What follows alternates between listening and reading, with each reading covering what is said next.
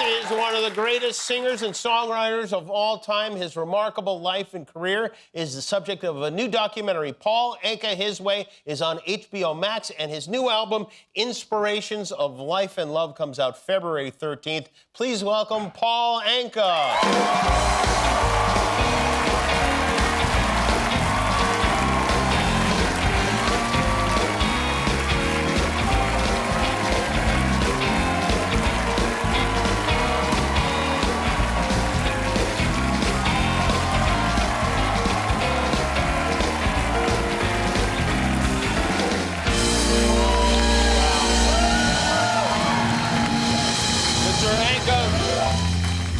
It is an honor to have you here. Thank you for joining us. And I will say, if anyone deserves a documentary in the world of music, it is you. I mean, what a life you've had. Thank you. You started, for those who don't know your full story, in music when you were just a kid. How old were you when you started? 14. 14 years old, you realized that this is what you wanted to do, this is what you wanted to pursue. How old were you the first time? I know you're from Ottawa, Canada. How old were you You know you guys aren't supposed to be here, exactly. right? How'd you sneak in? There's going to be trouble back home. But how old were you the first time you came to Los Angeles? I was 15 years old, came to see an uncle, and I was in school studying to be a journalist. I was taking typing, shorthand. I was in a class with 40 girls typing away like a madman. Then I started working at a local newspaper, and then I took up music. And I asked my parents if I could go to LA to visit my uncle. So I came out, and on the way out, I was reading a book called Prester John by John Buchan, one of our governor generals. And I had to write a book report about it. But it took place in Africa, in a little city called Blaauwilde de Biesfontein. Figure that out. So now I said, wow, what a great name. That'd be a great song.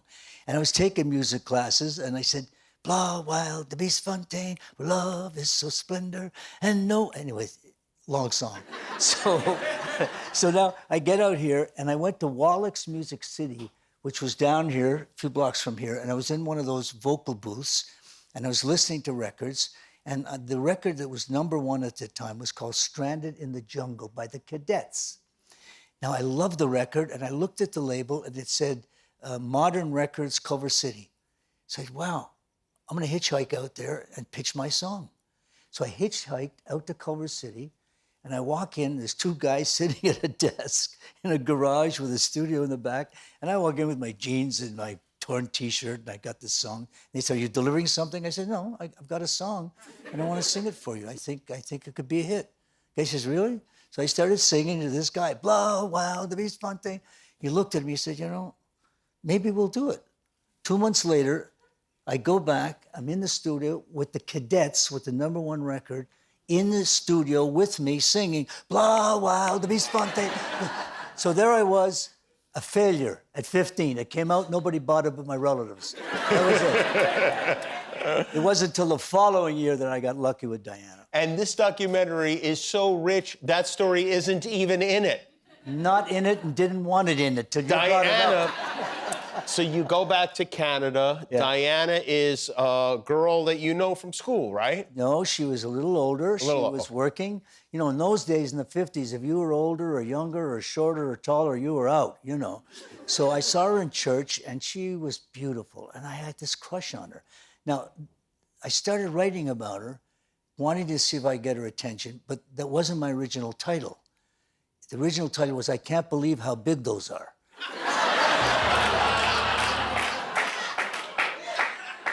Hello, 2 nipples for a dime, darling?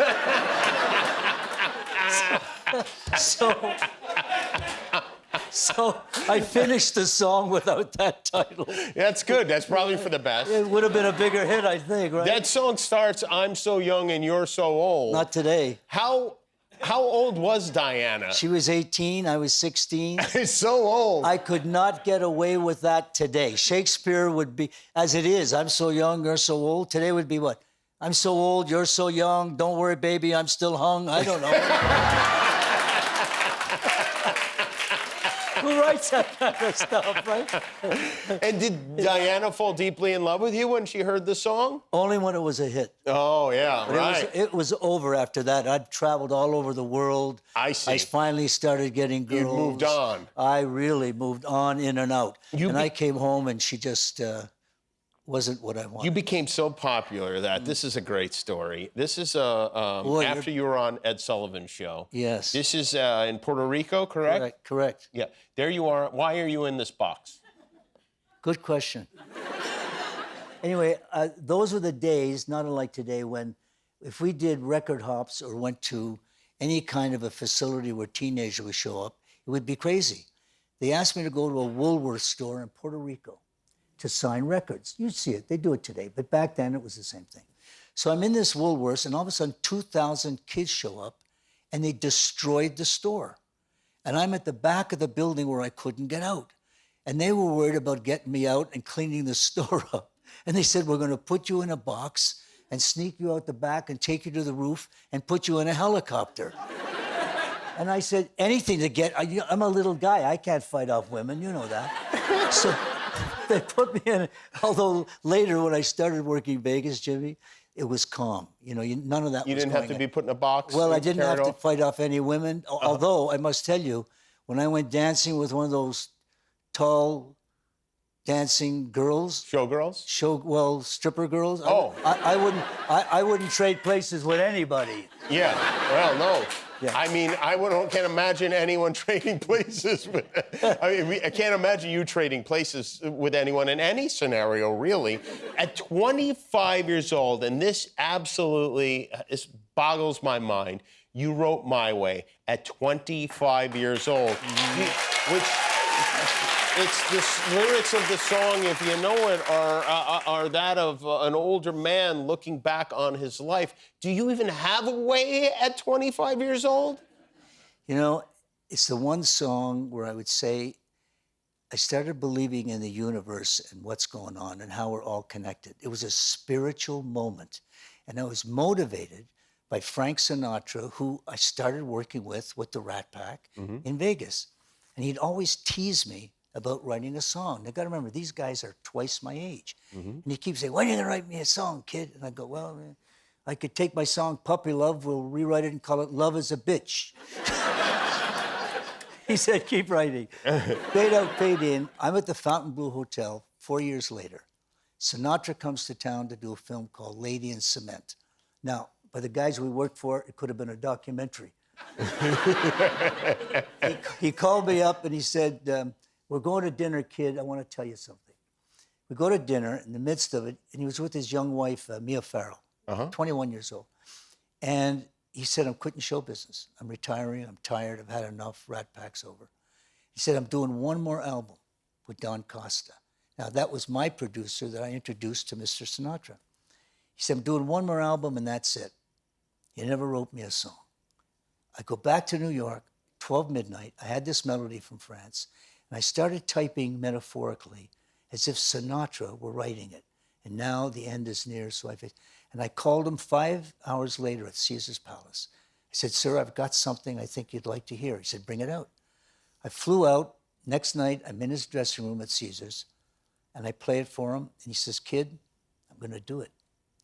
2 months go by. I get a phone call from Los Angeles. I'm in my apartment in New York.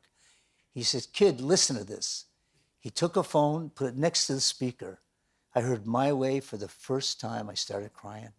It was such a hit for him, he stayed 10 more years. Thank God, right? Thank God. And also, if you think about it, those typing lessons really paid off. Oh, big time. In the documentary, you talk about having a couple of very, very, very famous people sleeping over your house, and I'm trying to imagine Andy Warhol and Michael Jackson coming and staying at one's home. Yes. Who was the better house guest, Andy Warhol or Michael Jackson? Well, two different people. I had hired Andy to do the album cover for my album, The Painter. And Michael wanted to be on my album, Duets. So he spent 2 weeks with me, and Andy only stayed 2 days. I can't say one was better than the other. They were both very different. I loved Michael. I think he was a very talented person, setting aside everything else. And Andy, you know, I collect art from the mid-'60s, and I was very fond of his work. He was a little easier. Michael didn't have a big diet. He loved eating nuts, a lot of peanuts. I've heard. Yeah. So it sounds nuts, but he loved nuts. And we would sit and have our nuts, and we would talk, and he was a sponge. He was literally, it was the most amazing thing to sit with him. And even when we wrote songs... It's like having a squirrel in the house. It was, exactly, who never stopped eating nuts. Sure. But we would sit and write together, and it was, you know, I've written with so many great people, but Michael didn't play a piano. But with Michael, it was all like sounds, you know, it was like...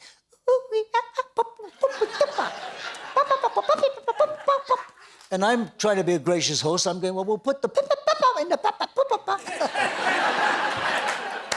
Anyway, we finished the songs, fade out, fade in. His album comes out, it's huge, and I wasn't allowed to release it. I wasn't. He took my tapes out of the studio. I'll leave it at that. Anyway, it's okay. And you can see the rest of that story in the documentary. It's pretty amazing when you realize. Years later, when he passed, they went to his drawer, they found these songs. They did not know I had collaborated. And they called me. I said, look. They found nut dust all over them. Nuts. I said, pay me off in nuts, not royalties. I want my nuts back. We've talked about your... show that Andy Warhol picture, because this album, did you get to keep these paintings? Or? Yes. Yeah. I bought them all. Oh, wow. How about that? That is good thinking is really what it is. Now, speaking of good thinking, you've told the story here about writing the theme for The Tonight Show starring Johnny Carson. Yeah. And how you made a deal with Johnny where you would split the royalties. And that's why Johnny said, yeah, let's do it, right? Well, Skitch Henderson be damned, we're going to do this. And the sheet music, now Johnny he did not write the song, correct? No. And the song, as I recall, had no lyrics. And yet it says, if you open it, if I were to open this up here as I was instructed, it says, I noticed this in the documentary, it says, words and music by Paul Anka and Johnny Carson. Now, what are the words to Johnny's theme? Well, I met Johnny. I hired him to be a comic on my TV show. So I didn't get to know him well, but well enough that when I ran into him in New York, he said, I'm doing this show for a couple of years. Ha, ha, ha. I said, okay. He said, we're changing a lot of things. I'd love to have a theme. I said, ask me. It's the first thing I do every morning is write. So I said, sure. So I sent him this idea that I had for a show on vinyl. And he got back to me and said, I love it. Then he called and said, Skitch Henderson, another guy twice my age, the kid will never, blah, blah, blah. And I said, okay. Then I called him back. I said, Johnny, listen, let me give you half the song. I'll put you on as the writer, the publisher, whatever you want. We'll split it. But 2 hours later, I get a call. You got it. We're going to keep it. So I put his name on it. And I didn't think it was going to last 2 years. He wasn't even thinking he was going to stay 2 years. So you know the rest of the story. So I call it my school song because I put all 5 daughters through school on the royalties from that record. From that song. 5 daughters. But 5 daughters. What are the words to the Tonight Show theme? Oh, well, so I knew I only had 15 seconds with him, and it's like, don't go to the kitchen empty. I finished it, and coincidentally, I wrote it and gave it to someone else, and the words were, wow, you caught me. It's really love, dear. I knew it from the start. You came along, dear, swept away my heart. You got me crazy. I don't know what to do. I know. I'm gonna get paid for doing this on this show. You got to split it with Johnny, though. I'm going to split it with you. You've got this new record, Paul Anka, Inspirations of Life and Love. It comes out right before Valentine's Day. Young people are singing Put Your Head on My Shoulder on TikTok. It's, the original title? Of Put Your Head on My Shoulder? I must tell you, when we write songs, it's like McCartney, when he wrote Yesterday, it was called Scrambled Eggs. So we have to find the right vowel to fit on the note in the process. So my original was, put your legs on my shoulders. And that didn't... They said, we don't think it'll get on the radio. Yeah. Wow, that would have been a very different song. Very different. Yeah. It's a stretch. I can hear the sounds of your daughter backstage screaming in pain. God. Yes. 5 daughters, folks. I hear them, all 5 of them. There's a lot of PMS in my house. And that means Paul must suffer.